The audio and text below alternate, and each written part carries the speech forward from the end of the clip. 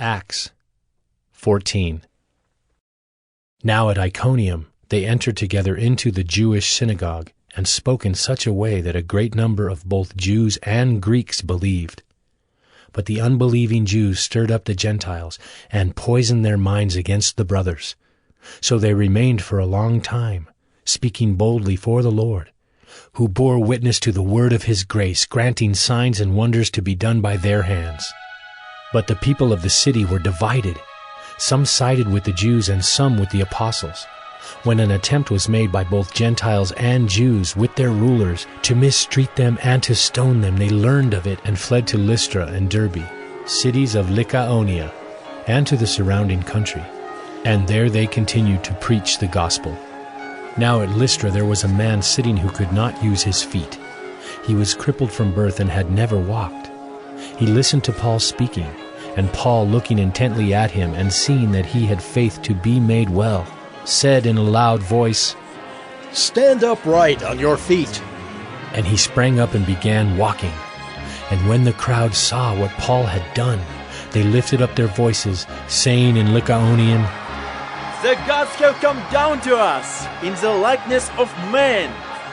Barnabas they called Zeus, and Paul Hermes, because he was the chief speaker.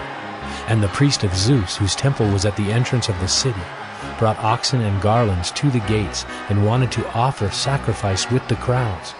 But when the apostles Barnabas and Paul heard of it, they tore their garments and rushed out into the crowd, crying out, "Men, why are you doing these things? We also are men of like nature with you. And we bring you good news, that you should turn from these vain things to a living God, who made the heaven and the earth and the sea and all that is in them. In past generations he allowed all the nations to walk in their own ways. Yet he did not leave himself without witness, for he did good by giving you rains from heaven and fruitful seasons, satisfying your hearts with food and gladness." Even with these words they scarcely restrained the people from offering sacrifice to them. But Jews came from Antioch and Iconium, and having persuaded the crowds, they stoned Paul and dragged him out of the city, supposing that he was dead. But when the disciples gathered about him, he rose up and entered the city, and on the next day he went on with Barnabas to Derbe.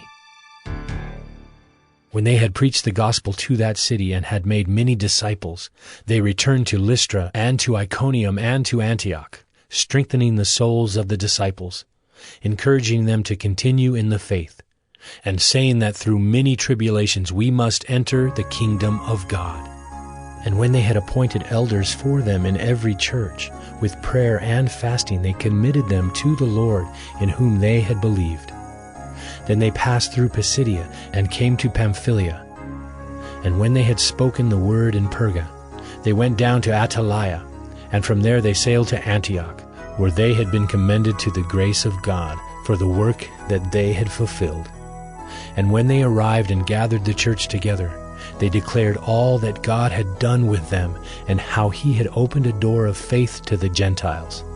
And they remained no little time with the disciples.